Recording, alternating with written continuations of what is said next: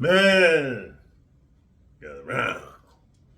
OT Silk back here. The guys, and today, like each and every day, I'm fortunate to be above ground and taking some of this good prana, baby.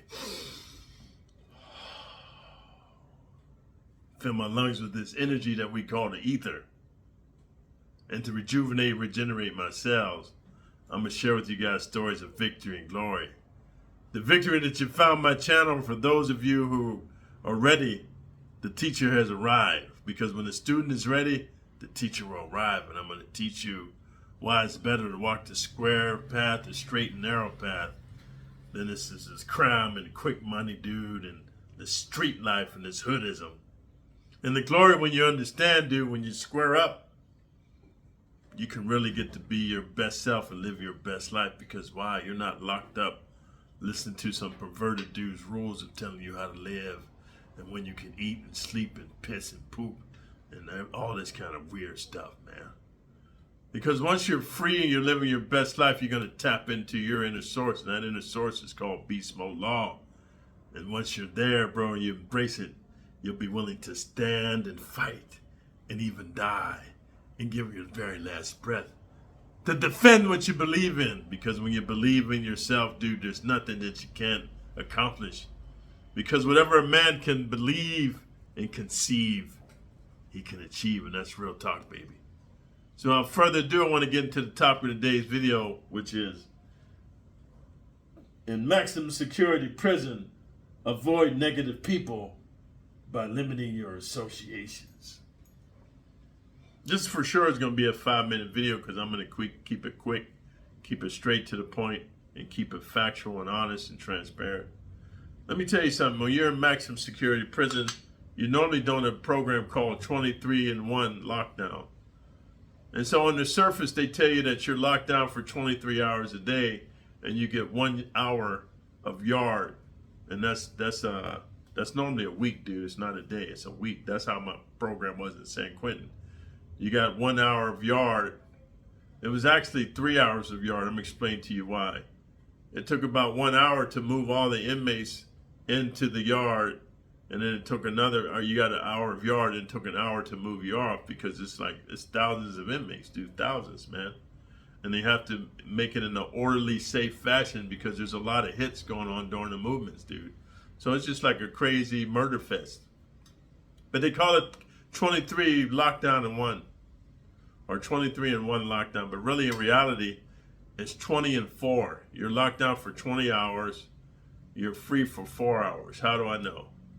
You go to breakfast in the morning. That's 1 hour. Then you go to dinner in the evening. That's another hour. And then you go into the shower. That's another hour. So within those 3 hours, there's the 15-20 minutes of inmate movement that comes up to 4 hours. And then, of course, if you add in the yard on the weekends, dude, you only shower. I believe I showered in maximum security prison. You shower, I think it's every other day. So that's why it averages out to 20-in-4, like that. So anyway, guys, I wanted to talk to you about this because in maximum security prison, you're already locked down and confined. Dude, it's like, I didn't know I had claustrophobia until I hit maximum security prison, and I'm in a cell for 20 hours a day, dude. Like it was a 6x8 cell, nothing but cement and metal. And it's cold and dreary and dark. The lights flicker like a Dracula movie, like a Resident Evil movie. Dude, I got to face my deepest fears of being confined, and I felt like I was suffocating. And that's why on my own I really got into meditation and visualization, dude. And what's the word I used, dude? Positive affirmations, dude. You know, I'm in control of my emotions. I'm in control, like Mr. Spock from Star Trek. I'm sharing this with you because, dude, once I got into my inner animal and I got into really loving my own company, dude, and controlling my breathing and my thoughts and my emotions, I found that when they let me out to general population, dude, that's when I had the most drama. Like I said, I got all the fights when I was in GP and just dealing with the savage barbarians because I was a loner, and then they thought I was a target. I just chose to be alone because I value my own company. I don't need I'm not a sheeple where I need somebody to tell me what to do and put a hit on this person and carry out this mission and smuggle these drugs, man, and then go up and do his butt cheeks, man, and do. I don't need nobody telling me nothing, man. I got my own time to do. And so being that I walked the yard alone, they thought I was a target. That was great for me. I really got to hone my martial arts skills. And that's why I'm respected here in Southeast Asia, Las Vegas, and all through California. I'm known. People know me because I do this for real. No matter what the youngsters, the keyboard warriors, and cell soldiers may say, because they never met a real mofo like me in person. All they can do is fictionalize their life from watching Grand Theft Auto and all these first-person shooter games. They think that there's some Super Saiyan dude because there's some character, some avatar in the fucking game. I'm an avatar in real life, baby. I do this. So anyway, the point I'm making is this, dude. In maximum security prison, you have to limit your association with negative people, because what happens is there's some people that have life without parole, double life, triple life, dude. 15, 20, 30, 40, 50 to life, and natural life. So they're not getting out, and they're very, very, very negative, dude. They got a negative outlook on life. Why? Because their life is messed off. So they're nothing but Debbie Downers, wazzy, woo-woo, slap rocks. You have to limit your association. I'm here to tell you how you do it. Since you're in a lockdown, confined space anyway, you're not there to make new friends. You're not there to make new associates. You're not there to be the life of the party. Heck, you're not even there to socialize. You're there to do your time. How do you do your time? I'm going to tell you the best 3 ways to do your time.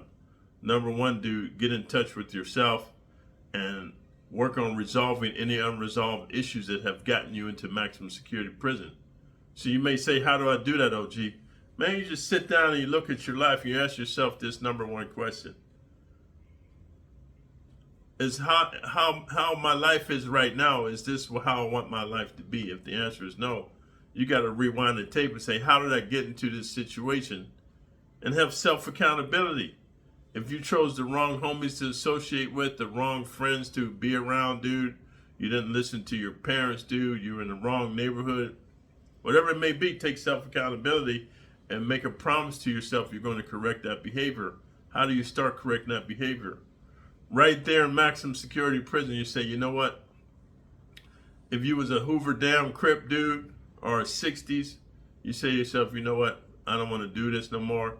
Whether you was a Blood or a Piru, or you a Sereno or a Norteño dude, or the Western Familia, or Aryan Brother or Wood, a Peckerwood dude, AB, Ku Klux Klan, Hells Angels. I'm talking about if you're a young dude. If you're an old dude, I'm not even talking to you because your paradigms are already fucked off. You didn't fuck your life off. You believed in the hype of the Matrix. I'm talking about if you're a young dude, 17, 18, 19, maybe even 14, 15. Maybe even in your 20s and 30s, you end up in the pen, maximum security prison specifically. You got some get back. So here's how you avoid negative people in maximum security prison, because prison's full of negative people. Hey man, I'm not telling you to PC up. What I'm telling you is to segregate a housing unit up, shoe up. What does that mean? You make a definitive and a bold statement to your shot caller, like you're no longer willing to play this game and to do this paradigm, and you ask him to give you a pass, and the answer is going to be no, so you break the shot caller off. Break him off royally, dude. Like, I don't know if you got to take your tray and hit him in the neck with it, dude, and bust his nose and bust it over his head, and then slam his head on the metal table, dude, and then come down with a rain of elbows till the guards start shooting. But you're going to make a statement to everybody in your car, dude, you're no longer with the madness, dude. And then you're going to go to the SHU program, dude, and then what's going to happen, if you have a gang member affiliation on your jacket, now they're going to know you're decommissioned. And don't listen to what these youngsters say on here, dude, because you're trying to prepare yourself for your new life. You want to just go ahead and segregate a housing unit up, dude. Practice your martial arts skills. When you hit the next yard, even if they sink kites, man, you just tell your people, hey, listen here, man, just stay away from me, dude. I'm trying to do my program, and I'm tired of breaking people off. But if you want to follow the shot caller's rules and be a torpedo, then come at it, because I'm going to break you off, and then you're just going to be living like me. And then what's probably going to happen is the administration is just going to go ahead and segregated housing unit you up until you do the rest of your time. And then what happens when you parole, when you go to the parole board, you want to tell them like this is what I told them. And I'm trying to start a whole new life, you know what I mean? I learned some valuable lessons here. I appreciate the lessons you guys taught me, but can you help me to relocate to a whole nother situation and environment? Because if you put me back in that same environment, it's going to be bad. So if you're fortunate like me, dude, even though they paroled me back to the place where I shot and a 187 some people, dude, I was very fortunate because I had a job opportunity that put me into a whole different city, dude. After 1 year on a high risk parole, I got sent to a whole nother city where nobody knew me, dude. I had a fresh start and it changed my life. That's why I can sit here and tell you this story. So, dude, if you got some gems out of it, you know, thumbs up the video, man. Leave a comment for the algorithm. Most importantly, if you're new to the channel, subscribe to the channel, man, because I keep it real and I keep it raw. And I serve it to you in a way where you can look to change your life by some of the gems and the jewels I give you. And most importantly, man, you know, subscribe to the channel, hit the notification all button, and then share this video so that other youngsters like you who are looking to change their life can have a chance at a new life, man, and to shake the dust off thine feet as you flee a bad situation and you embrace a new situation called your best life ever. So until next time, OG Silverback.